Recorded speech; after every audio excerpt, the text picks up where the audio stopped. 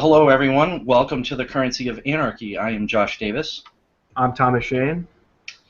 How are you, Thomas? Not bad. How about you? I'm doing well. The first thing that I'd like to talk about today is the non-aggression principle.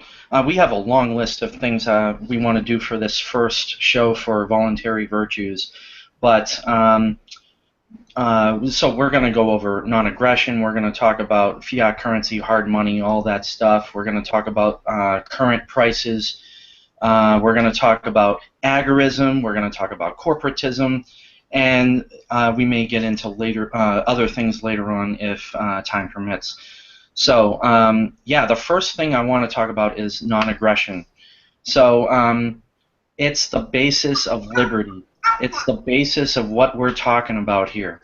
It's basically just do not force others to do things that you want them to do, or don't even want them to do. Sometimes that's true. But yeah, no threats, no violence, no coercion, none of that. It goes hand in hand with property rights. So it's all the basis of liberty is what I'm trying to get at. That's what I wanted to start the show with. So can you add to that, Thomas? I feel like I'm not giving it a good shake, but yeah, non-aggression principle. It's pretty much a cornerstone of any anarchist's philosophy. Most anarchists' philosophy, most voluntarists' philosophy, because the two go hand in hand: anarchy and non-aggression. You know, anarchy, no rulers. You're not coercing people. You're not forcing people. So don't initiate force. Don't use violence on people to get your way. Because it even goes back to the mentality of a child. You're told by your parents, you know, I tell my kid, I have an 18-month-old daughter. That's the noises that are going on behind me. You know, violence is not how we get what we want. Hitting is not how we get what we want. You know, it's through language. It's through expressing yourself. It's through mutual benefit. Trading someone, voluntary exchanges for mutual benefit. That's another cornerstone of voluntarism. So basically, yeah, you're not initiating violence on people. You're not forcing or coercing people to do as you want them to do, because that just leads to whenever you have coercion, whenever you have aggression, whenever you have violence being initiated against someone, it's not going to be mutually beneficial. One person will always come out not better off than they were beforehand. They're going to come out worse off because they were forced or they were coerced in doing something. So why would someone need to be coerced in doing something that's mutually beneficial? They wouldn't. That's why it's not mutually beneficial, because they were being forced into it. They had to be forced into it. Right. I believe that a lot of people talk about how this is instilled in kids, like you were saying. It's instilled in kids, like don't hit, don't spank, don't cheat, don't lie, don't kill, don't steal. Yeah, I'm sure I said that already. But you're taught that at such a young age, and you also instinctually know at a young age whether something is yours or not. You know, oh, mine. You know, a little kid knows what mine means. You know. They know property rights. Yeah. I'm sorry? They know property rights. Right, yeah, it's instinctual. You don't, man, I bet that kids don't even really need to be taught don't hit, don't steal, you know? But they're taught it. You know, a lot of kids will act out. A lot of kids will, you know, try to get away with certain things, and I guess they're just trying to learn boundaries, but they do know instinctually what property rights are. Yeah. Yeah, I agree. They understand property. I think they understand property. I'm not sure they understand morality entirely, which is where the teaching them not to hit, not to steal, not to coerce and use violence comes in. Because I think a lot of them at a young age might figure out, hey, if I, threaten this person with violence, they might give me their stuff. Mm. And in a lot of cases, they probably will. And that's where the teaching them morality and ethics needs to come in, where property, it's only yours if it was gained through a legitimate means. You Well, know, the property of your labor or was given to you by someone who owned it legitimately, that sort of thing. you and I will absolutely agree with where we're coming from morality, but a lot of people have problems with that term because they'll come up with moral nihilism and moral relativism, and they come up with these ideas that are no longer the objective morality. And they'll try to persuade other people to believe that stealing is okay in this case, or hitting is okay in this case. Like, yeah, mass murder is okay, if you're in the army. Yeah, oh my word, But yeah, that's the problem with nihilism, because that's going to destroy our race if we continue to think that way.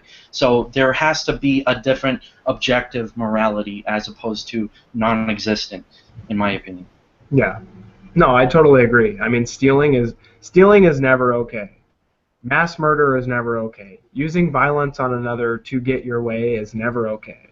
So I don't agree with the nihilism either. I mean, some things I might sway to like quasi nihilism on or something like that, but not moral nihilism, not anything like that. I agree that some things don't matter nearly as much as people like to trump them up to, but for the most part, morality is a pretty good compass to guide yourself on your life, the moral compass. So if other people choose not to abide by it, that's all right, but that's also where the non-aggression principle comes in, where being non-aggressive is not the same thing as being a pacifist, where if you choose not to abide by morality, that's on you, but you need to be prepared to deal with the repercussions if you decide that you're going to come and try to take something from me or use force on me in any way, because I will defend myself. And it will be your downfall. So, yeah. Absolutely. All right, so since we've gone over those basics, non-aggression and property rights, let's move on to what is the purpose or where does the title of this show come from? I mean, you were talking about this, where does the name Currency of Anarchy come from? I just wanted to mention that Currency of Anarchy comes from the currency of democracy, and Thomas Jefferson's quote, I was using that in my past show, The Currency of Democracy. His quote was, the information is the currency of democracy. So the purpose of the show actually is just information, but I like to spin it to a currency, more currency in the show, because it's very important. It's the theft of people without them knowing it through inflation and deflation. So I want to still, talk about currency a little bit, at least every show, and talk about gold, silver, and Bitcoin prices. So let's just go over that quickly. Okay. In the final product, you'll see graphics underneath. You'll see that gold currently today, June 1st, at 8:30 tonight, gold is at 1246.76. Silver tonight is 1875, and Bitcoin is valued around $640, at least compared to the dollar. Okay. But, let's talk about silver, gold, Bitcoin, fiat currency. You wanted to specifically talk about fiat currency, so I'll hand it off to you. Okay. Yeah. My daughter's going to be involved here, so I hope that's not a problem. That's cool. Okay. So you want to talk about fiat currency? Yeah, go for it. Okay. So basically, first of all, if this is going to be on the Voluntary Virtues Network, obviously I'm sure everybody's already aware of what a fiat currency is. It's basically Well, let's start with just currency in general. What money is? Money, basically, what is money? Money is the means in which we value goods and services, right? Yeah. It's essentially a promissory note for something of value in exchange for goods or services. So, like the gold standard would be, so instead of people trading precious metals like gold and silver and whatnot in order for exchanging goods and services, they exchange money or currency. So a fiat currency is basically money that is given its value by government. Its value is derived by a government. It lacks in a backing of the gold standard. It has no gold. It has no precious metals backing it up, right? Right. The fiat currency is, right? Fiat currencies also have I believe it's a 100% failure rate. People will argue and say that fiat currencies don't. Actually, I read an article the other day that said fiat currencies don't always fail. Basically, their argument was fiat currencies don't always fail because we have a fiat currency right now. Well, all that means is it hasn't failed yet. Point yet. So they said that there are numerous fiat currencies in existence right now. That just means they haven't failed yet. They haven't reached their end game yet. So, yeah, I mean, basically, anytime you have a currency, I mean, you could also argue that all money is fiat currency because without the government, if the government is trying to give value to a currency for us, it doesn't go without our consent. It needs a common agreement that, okay, this is worth something because we all agree that it's worth something. If not everybody agrees on its worth, it's worthless, except for those people who agree on it, but it's essentially worthless. So you could argue that all money is fiat money because without our common agreement on it being worth something, it's worthless. And gold is only worth something because we all agree that it's worth something. But basically, right, but I'd like to amend that though. Ben Bernanke, when he was the chairman, he was saying that no, gold is not money. He was trying to say that it doesn't have value, so it wasn't. What was I trying to get at? It had worth in the market even though it wasn't declared fiat. You know what I'm saying? Yeah.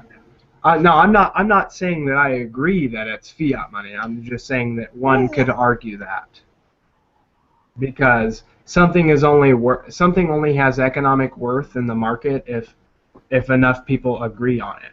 So technically, tomorrow, if everyone woke up and decided that no, gold is no longer worth anything to me, obviously it would become worthless. Right. That's obviously pretty unrealistic, but in the terms of fiat money, though, money which is given its value, money whose value is derived from government, has a 100% failure rate, and most people will agree, and this is my theory on why, is because when something has no intrinsic value and is given value by an external source, obviously that value is artificial, and it can change at any moment. It can become more valuable, it can become less valuable, but obviously value ultimately relies on scarcity. So the more scarce something is, the more valuable it's going to become. Yeah, do you mind if I interject? Yeah. I'd like to... the thing is, our current system is not only not backed by gold, but it's a banknote. Exactly. It's not even a note of the United States. Not that it would matter to a real libertarian, but... Yeah. Let's go into the history, though, a little bit, because I had planned on that, too, of the Federal Reserve. Oh, go ahead. Yeah, my bad. You want to do that? Do you want me to? Or no, go ahead. That's fine. The Federal Reserve, when did the Federal Reserve become, like in the 30s, right? I believe it was sometime in the 1930s. It was shortly after World War I. It was 1913. 13, was it? I thought it was after World War I. The Federal Reserve has now been around for 101 years, if that's what your question is. Oh, okay. Weird. Yeah. I thought it was after World War One. Okay. Well, so basically, uh, the Federal Reserve, a private banking system, has the power to print and has the authority to print and basically issue money to the federal government. So it's not where most fiat currencies are. See, we have a very particular fiat currency. It's kind of a different breed because most fiat currencies, um, most fiat currencies, the government issues the money and decides its value. Um, we don't even have that luxury. Our money is printed and issued by a private banking system, which, and a lot of people, and the income tax thing plays into that, where people think that by you paying income taxes, you are paying into schools and hospitals and whatnot, and that's actually false. All of that Right. stuff has already been paid for. The money has already been borrowed. Basically, our government has taken out a bank loan, a high interest bank loan, um, and then all of our tax dollars go to paying back that bank loan to the Federal Reserve. So yeah, it's a promissory note to the Federal Reserve. It's a bank note. Yeah, it's not obviously it's not. There's no gold. It's not backed by gold. It's backed by nothing, which is Right. why a lot of people, myself included, say those dollars in your wallet are worthless. That's a worthless piece of paper. And if you think it has any worth, go and try to trade it in for gold sometime. You can't. Right. There's no dollar to gold convertibility anymore. You can buy gold with it, but I mean, if you went to the Federal Reserve right now and said, "I want to trade all this in for the gold that's backing it," they would send you through. They would send you through the bureaucracy, and you would come out on the other side, and you would have nothing. You would have your Federal Reserve note. So it's fake money. That's why it's theft and counterfeiting, because the Federal Reserve prints more and more money, issuing it into the economy. Uh, Basically, they're printing more money. They're intentionally devaluing the dollars that are out there by issuing more money into the economy, knowing damn well that it has no value. And the more you add to it, the less value they have. Right. The gold standard was gotten rid of in 1970 or 1968, I believe, and then they kept on changing that until 1971. And in 1971, they just dumped the gold standard altogether. Yeah, it was Nixon, right? Yeah, that was Nixon. Yeah. And um, up until um, up until 1913, we were always on some standard, and actually at one point we were using a dual standard, and so eventually it just became a gold standard, but we were issuing at one point we're issuing gold certificates, and then we're issuing silver certificates, and that lasted until I believe, until 1971. Okay. So we were always backed by gold, which hardly means anything actually, because it's still paper. I mean, technically you could burn a piece of paper, and so you'd have no idea that you actually had a claim to the gold. Yeah. Well, I disagree with you there, though, because if it was backed by gold, at least that you knew it had some intrinsic value to it, somewhat. And maybe not intrinsic value, but I mean, at least you would know that you could convert it into something valuable. Whereas now it's worthless. I mean, it still holds some value. It holds mental value because people believe that it has value, but Right. I mean, like I said before, fiat currencies will always fail. So, I mean, eventually the dollar will collapse, and I think people will go back to the gold standard. I hope so, but I have a feeling that a lot of people will want to move on to the SDR, or maybe even the Chinese currency. People could want to use the Russian currency with the ruble. I don't know if we're going to use gold and silver, But we might even use Bitcoin now that that's awesome. Are China and Russia not using fiat currencies? I'm sorry? China and Russia? Russia aren't using fiat currencies Oh, also? of course they are. Yeah, they're all fiat. But So that would just be a temporary growing. fix then. I'm sorry? It would just be a temporary fix then. If the dollar collapsed and we went to the yen or the ruble, wouldn't it just be transitioning over to the same thing? Well, it would be a transition to basically the same premise, but I think it's a matter of power. You know, the reason why we were the reserve currency of the world was because we were the biggest power. But we're obviously losing that. I think that China's the biggest power, and so the reason why, they would become the reserve currency is just out of a matter of power, and it would stay that way. Mm-hmm. Like I don't think. I mean, we might end up using silver and gold, but I believe others will end up using, or as the reserve currency, China would be the reserve currency. You know what I mean? Mm-hmm. The fallback basically currency. Yeah, Yeah. Okay. but I do believe that. Honestly, I do believe that the dollar's collapse is coming very soon. I mean, Oh, it's uh, yeah, I mean, I think it's coming so soon that, I did buy a bunch of silver recently, and I keep on hearing about the silver fixes ending in August, and what else happened? Oh, yeah, the Chinese and the Russians got together to discuss this dollar collapse anyway, and the which currency is going to take over, that kind of thing, and I'm missing some. Oh, right, currency controls. I'm sorry, capital controls are coming July 3rd. Have you heard about that? What is that? What are those?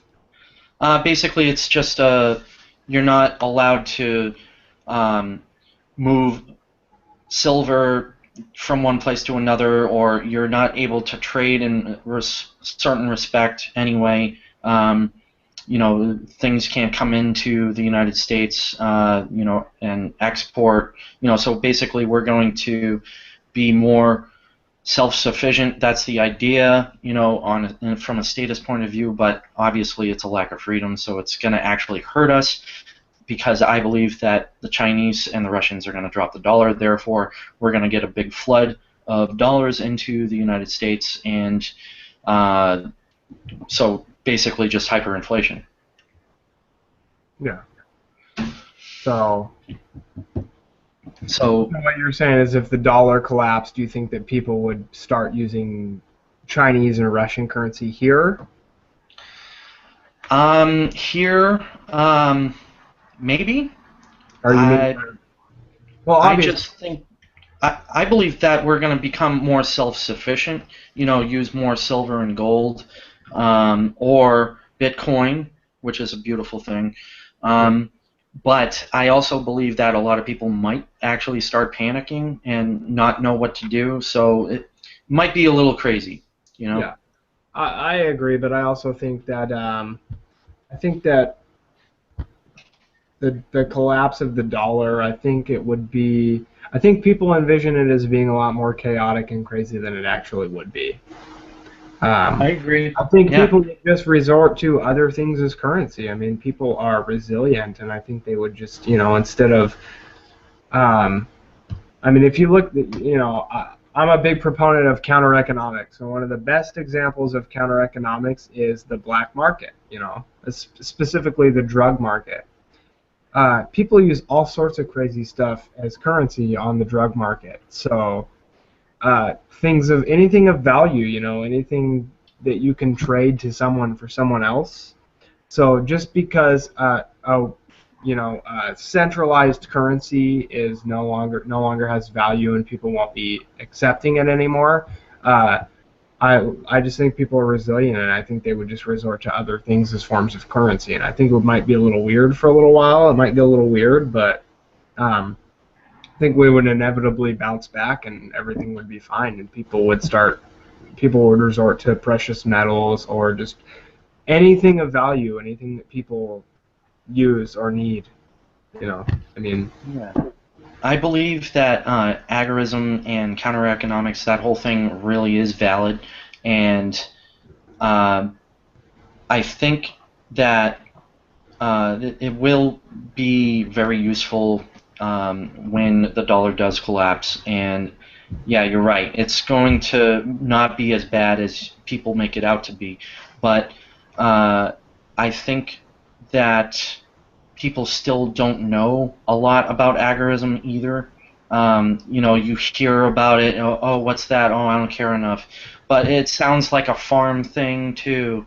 People are like, it's basically just buy local, as opposed to corporations, which yeah, is a wonderful thing. because But people just don't know enough about it because it really will help in the long run. When shit hits the fan. yeah, If there's some way to spread this message about, because it's basically still just another form of anarcho-capitalism or just it capitalism, really. yeah, it is. It is essentially anarcho-capitalism. Counter-economics is anarcho-capitalism. Right. It's basically the avoidance of contributing to corporations. That's pretty much all it is. And conducting yourself economically without regards for government. So basically, uh, I'm going to assume that there's a lot of people that are going to be following this network that smoke weed. So anytime you buy weed from somebody, you give them money in exchange for a bag of weed. That's counter economics. That's anarcho-capitalism. Anytime you buy something from someone on Craigslist, buy something from someone at a garage sale, buy something basically where you're avoiding the mainstream market, where you're avoiding corporatism, you're avoiding just all that government regulations. You're buying something from a small business. You're buying something from um, just any of that. It's just counter economics, and that's what anarcho-capitalism is, and that's actually what free market capitalism is. Right. Really, in its entirety. It's the absence of government-controlled economics. I'll give you money, and you give me a good or service, and we don't care what government has to say about it. We don't care about their regulations. They're not getting a cut from it because they didn't contribute to the exchange in any way, shape, or form. So yeah, it's basically that's yeah. I'm a big proponent of that. So Yeah. I think it's just funny, like people believe that capitalism is corporatism. It's the same thing, and it's just simply not. Like in a free society, if you buy the term society, I guess, but in a free society, there wouldn't be a corporation. There would be no such thing as corporatism. It couldn't exist. no. I know we've reiterated this before when we had our other interview, or get together. Yeah, But these people haven't seen that though, probably. yeah, true. Corporations wouldn't exist because it's a figment of the state. It's impossible for it to exist in a free society because the responsibility is removed from the owners and stockholders or whatever. The responsibility is not there. It's left to a fake person. So that's why you never see people go to jail. When they intentionally screw up, or take a large risk without really thinking it through. They never go to jail because it's actually supposed to be the corporation that's supposed to go to jail. But how can it if it doesn't actually physically exist? Yeah. So, yeah, it wouldn't exist. So, agorism is just anarcho-capitalism. You're absolutely right. Yeah. Yeah, corporatism, yeah, corporations are an entity of the state. They're created through legislation and they're guarded from liability through protectionism. So without government there would be no legislation, there would be no such protectionism, therefore there would be no corporatism. Right. There would only be business independently owned businesses, and like just like you said in corporatism, in the eyes of the law, corporations are a person. It's legal personhood. They're a legal entity. So being within a corporation, you can't be held responsible for the activities of that corporation, because that would be the same in the eyes of the law. That would be the same as you being held accountable for someone else's actions, which Right. would happen, which is total bullshit. Because obviously corporations aren't people. If a corporation is a person, then so is society, so is a collective, so then public property is such a thing. No, there's no Right. such thing as public property. There's no such thing as a collective. There's no such thing as the society. There's just a group of individuals, and each individual within that organization needs to be absolutely held accountable for his or her own actions. And that's where corporations come in, as there's no accountability for individual actions. So no, there would be no corporations in an anarcho-capitalist society, which would be amazing. And a lot of people that are anti-capitalist are actually anti-corporatism, because if they were really anti-capitalist, they would never buy anything, they would never sell anything, they would never go to garage sales, they would never they would boycott Craigslist, they wouldn't buy drugs from anyone, they wouldn't do any of that. They would just, and that's, I mean, if they were really that dedicated to communism, then by all means. I mean, I'm not. If it's voluntary and they're that dedicated to it, go for it, man. Like, I admire that. That's cool that you're that into something and that you're that willing to go the extra length for it. But it's just not realistic as far as I'm concerned. So.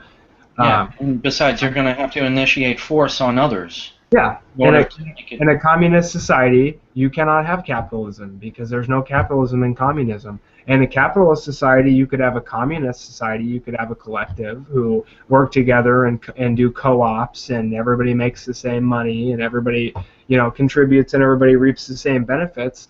But yeah, it wouldn't go vice versa. And actually, I was just talking to somebody the other day, and they were telling me that Karl Marx, actually, I'm aware of Karl Marx and his school of thought on communism, but honestly, I've never given two shits enough to actually look into it that deeply, because I don't need to touch the burner of the stove to realize that it's going to burn me, So, Yep.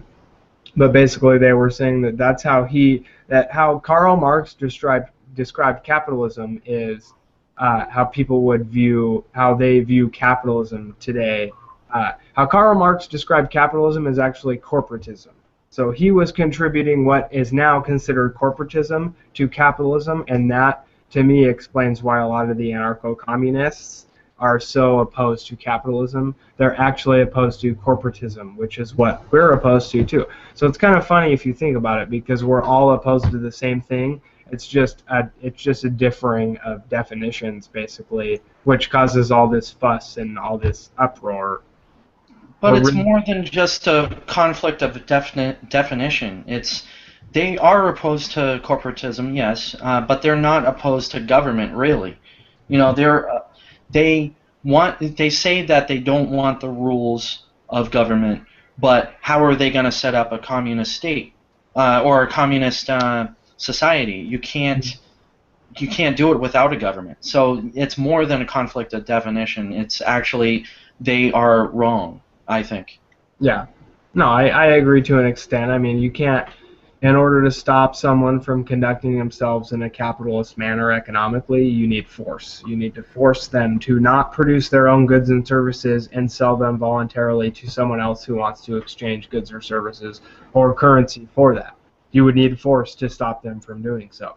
I just thought it was funny because they said that basically anarcho-communists are opposed to corporatism, anarcho-capitalists are opposed to corporatism, but anarcho-communists think that anarcho-capitalists are corporatists. So it's just kind of a funny little mix-up. So, but yeah, you're right. I mean, they're opposed to me selling my labor. They would call me a slave for doing so, even though I would highly disagree. They say that it's bad to exchange money with someone in order for goods or services when someone else might need that more. But, I mean, honestly, and pardon my language, but fuck all that. Like, collectivism is just bullshit. It's just the enslavement of the individual for the betterment of the collective.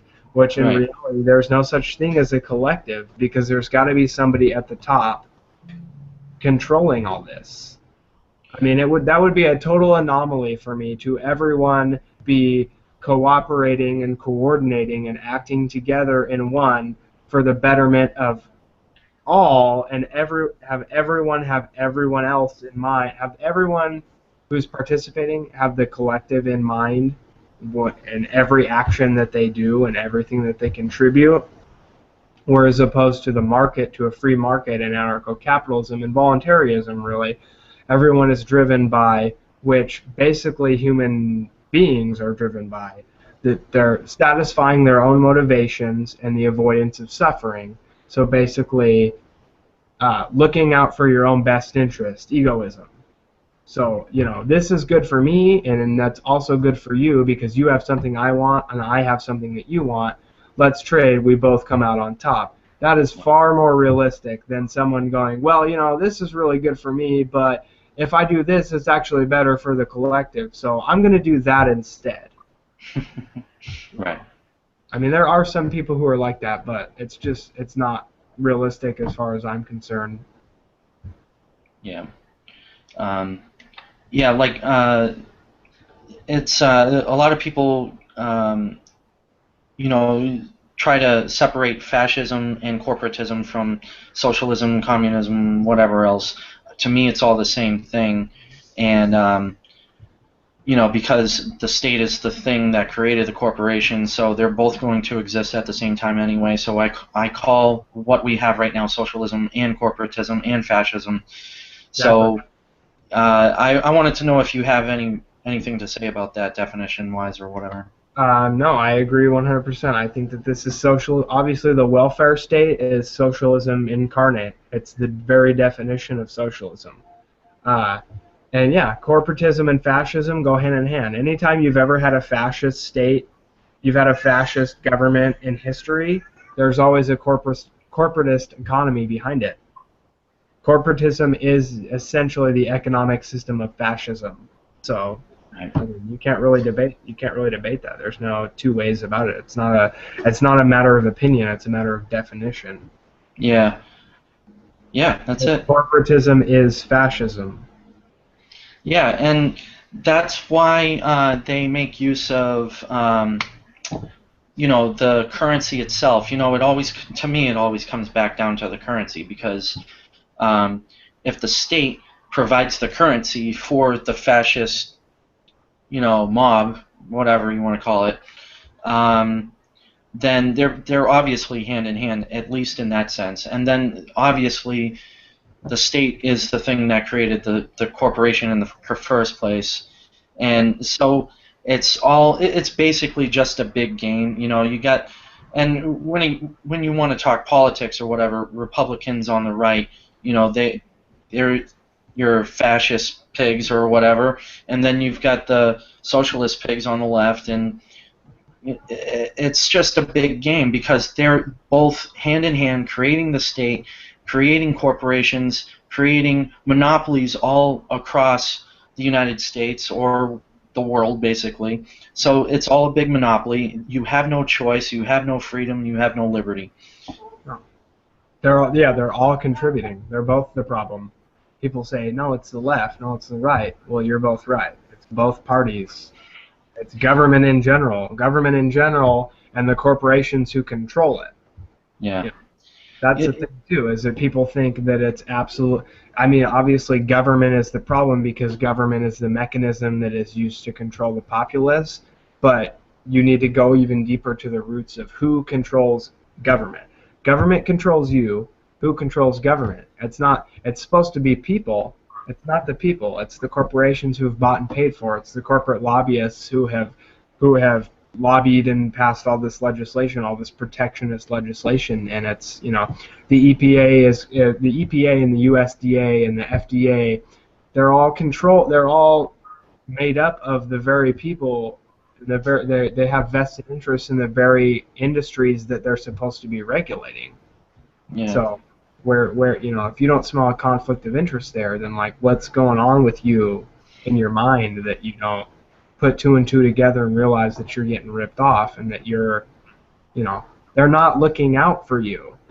They're looking out for them and money. And if money is power, where does the money come from? The Federal Reserve, the central banks, the corporations. So who holds the power? Not you. The corporations, the banks, which are corporations. So the corporations, the corporatism. Mm-hmm. Yeah. I was wondering if you'd like to move on a little bit and talk about property rights, or this is kind of a big deal to some anarchists believing that there is no such thing as a right.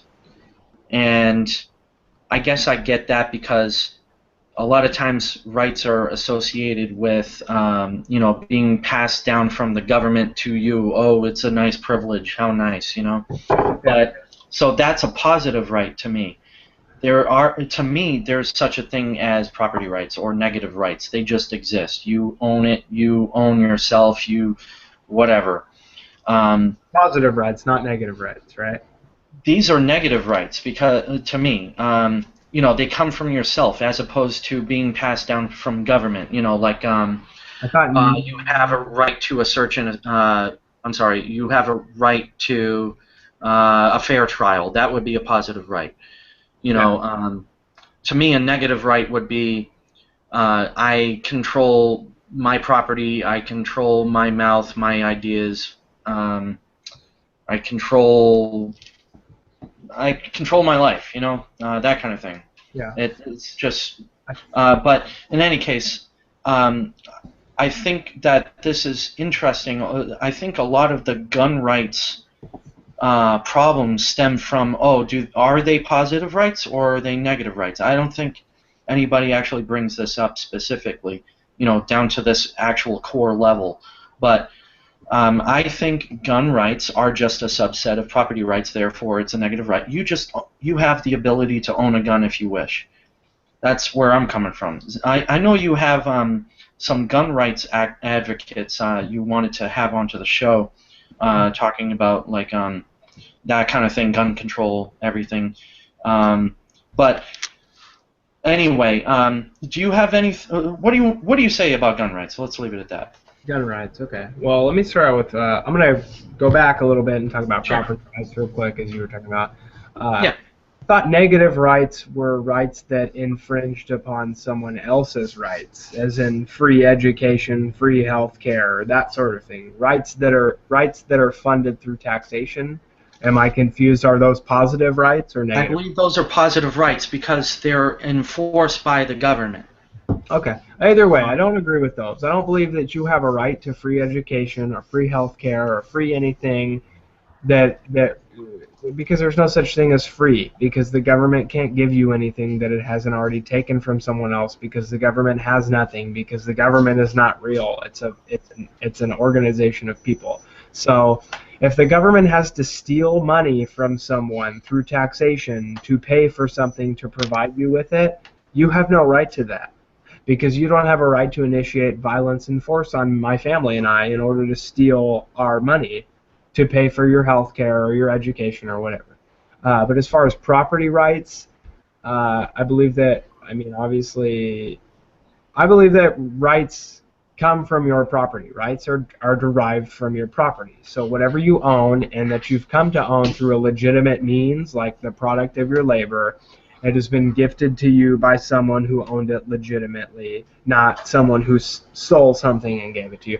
Basically, if you have legitimately come into ownership of property, that's your property, and obviously you are your own property, your body. You own yourself. Nobody owns you.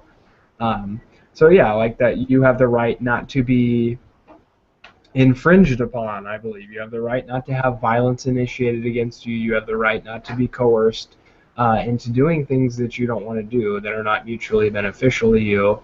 As far as gun rights come in, same thing. Guns are inanimate objects. They are property. If you've come into ownership of that property through a legitimate means, that's your property. No one has the right to come and take that property from you or regulate what you do with that property, as long as you're not initiating force on someone with it or infringing upon somebody with it. So yeah, basically, and I think that just the whole gun control, anti-gun thing is just ridiculous from just down to its very fiber, because you're trying to control what someone can or cannot possess. Same with drug laws. You're trying to possess what someone does or does not do, whether or not it infringes, whether or not it has anything to do with you or affects you in any way. And I get that people, I'm not for gun violence, obviously. I think that it's really sad when people are shot and killed, and when there's, just when anything happens like that. I'm not for it. And a lot of people think that people who are pro-gun are pro-violence and they're pro-murder, and you couldn't be further from the truth. People who are pro-gun, as far as I know, people that I know who are for gun, who are pro Second Amendment, for possessing guns, just basically gun rights activists. It's about responsible gun ownership. It's about not getting guns into the hands of children. It's about not being reckless with your guns, not just and if you're abiding by the non-aggression principle, it shouldn't even be an issue, because obviously committing a mass murder with a firearm is definitely a violation of the non-aggression principle. Unless you were shooting, unless a gang broke into your house and were taking your property and trying to rape your wife or something, then obviously. But I just think the whole thing is ludicrous, and I think that they're going at it about the wrong way, and I think it's just laziness. In America, we have a mental health issue disguised as a gun issue. It's people who are people who are nuts and who have vendettas against people and stuff. And it doesn't matter what you do. Those people are always going to find a way to get their hands on weapons to carry out their will. And it doesn't matter whatever legislation you put in their way. Take Russia, for example. Russia has some of the strictest gun control policies known to man, and they have way more gun violence than we do. Chicago, strict gun control policy, lots of gun violence. New Jersey, strict gun control, lots of gun violence. California, strict gun control, lots of gun violence. So whenever you take away guns, all you're doing is taking away guns from law-abiding citizens, because the people who are using those guns to commit acts of violence and aggression didn't even obtain them through illegal means anyway. So, I mean, all you're doing is taking guns away from people to defend themselves. So that's my take on it. Right. It's a matter of self-defense. It's a tool. Like you said, it's an inanimate object. It's just there. It's who is behind that gun. And like you said, it's a mental health issue. I mean, I believe I saw an article that stated that every school shooting since Columbine was due to a mental health issue. And the last one that just occurred, some shooting, there were 3 shot dead, Santa Barbara. 3 stabbed. I'm sorry? Santa Barbara. Okay. 3 just stabbed with a car. Yeah. Wow, that's just nuts. So it has nothing to do with the tool. It's the person. Exactly. You take care of that person. You make sure that person is, it's probably coming down to the family. That family didn't take good care of that person as a child. You're obviously younger, because most of the time it's in high school that this happens.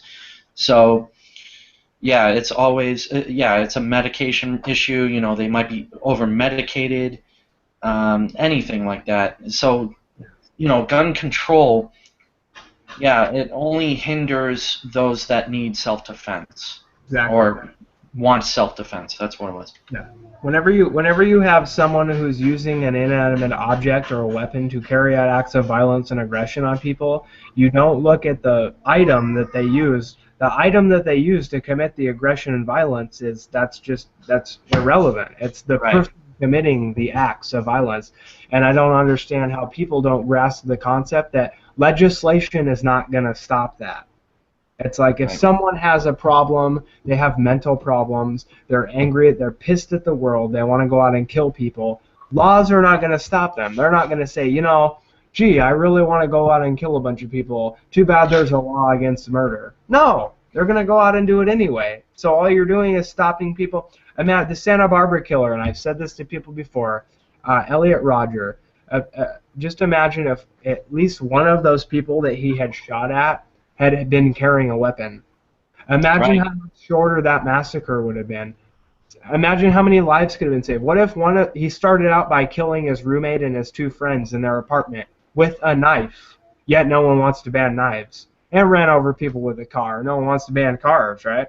Right. But imagine if just one of those, if the roommate or one of his friends had a gun. It would have been over and done with right then and there. Because how are you going to sit there with a gun, watch two people get stabbed to death in front of you, and then let yourself get stabbed to death and not even fire a single bullet? Not going to happen. It would have been over then and there. And California, for all those people that think we need more gun control, California has some of the strictest gun laws on the books.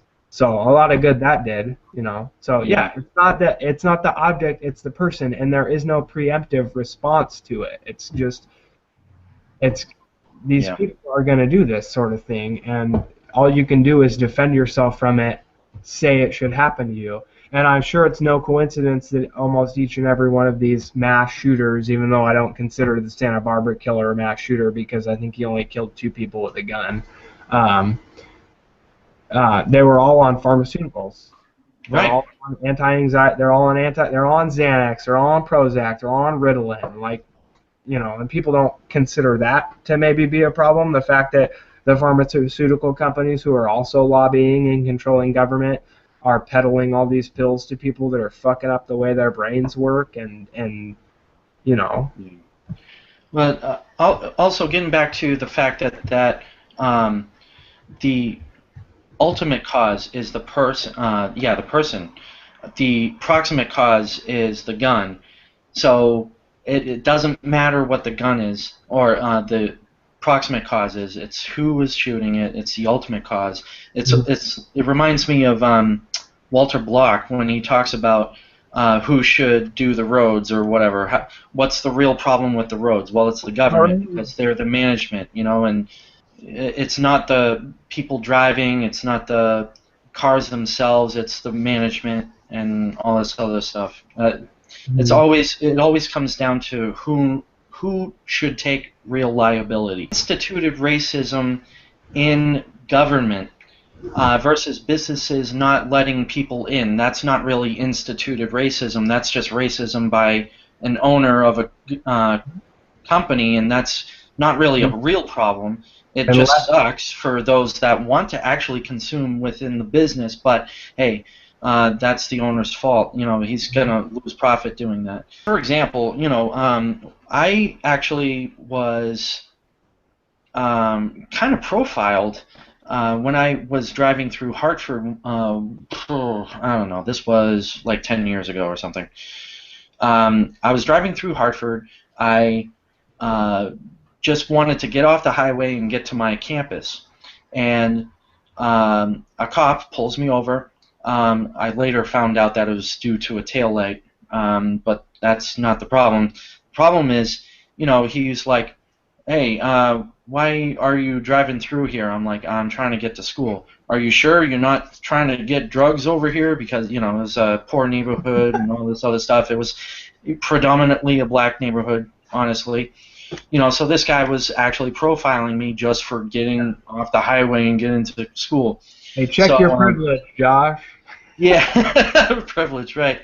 Yeah. So, he actually got me out of the car. I had my hands on the window and all this, and, he pats me down. He checks out my car, and if anybody knows me, and plenty of people do know that my car is always very messy, so you can't really tell what's going on in there. So he pulls me over, hopefully to find some drugs. But of course he didn't, because I don't like drugs. The only thing I do is drink alcohol. And of course I'm drinking some Sam's right now, of course. Anyway, moving on. But Yeah, it was just that's the institutional violence and racism within the, within people, because they believe that they have the power to use their profiling because, they believe whatever they believe. It doesn't matter who you are, you believe something, but because you have the power of the government, you can act upon that. No, you can't. That is immoral. That is what I'm trying to get at. So, what if you own a business, though? You're not gonna get away with that kind of stuff. All the worst you can do is not serve that customer. Why? I don't know. I don't feel like getting money today because I'm stupid. That's the problem with racism, and that's how the market clears it up. Yeah. I caught that. Yeah. Yeah.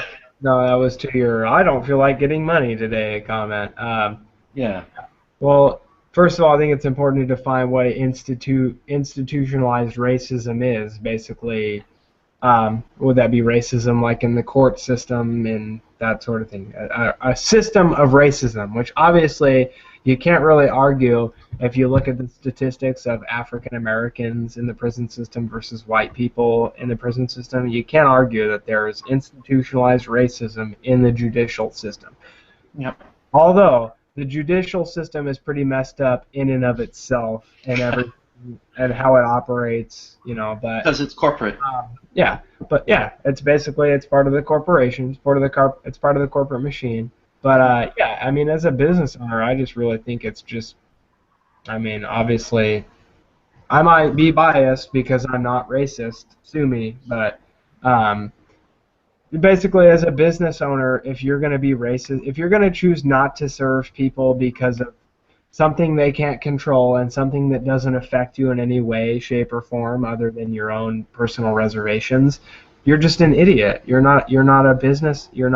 That's just not business savvy to deny someone the ability to trade you money in exchange for goods or services which are both mutually beneficial because you have a reservation about the color of their skin or something like that. And yeah, it's just that's only gonna screw you. And that's why I say that the best way that you can vote is with your dollar, because if you don't participate in someone's business and you don't give them your money, they have no revenue coming in. They're gonna ultimately, their ship is gonna sink. So, they'll be their own demise. They will design their own demise.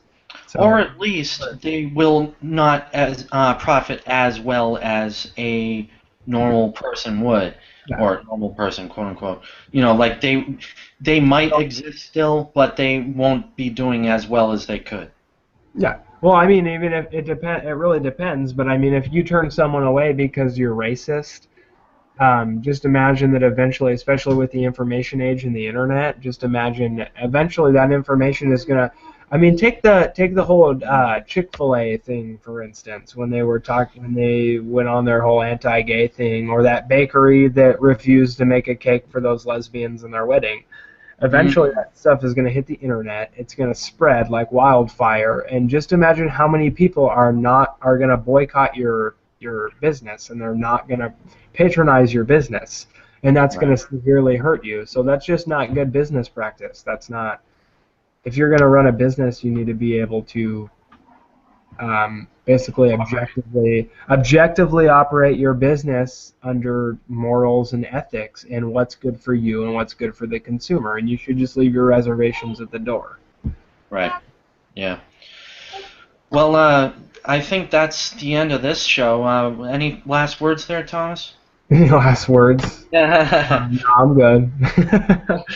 Last words. That is funny though that you got profiled for being white in a drug neighborhood, as if white people don't do drugs.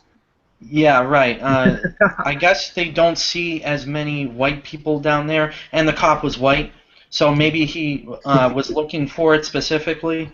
So I don't know. Yeah. Who cares? Even if he were there to buy drugs, how does that affect him? Right. Anyone for that matter, but you. Right. Voluntarism, bro. If you want to do drugs, that's your deal. Yeah. Take care of yourself, Thomas. Thank you for. Sure. So information is the currency of anarchy. It is not the currency of democracy. So take care, everyone.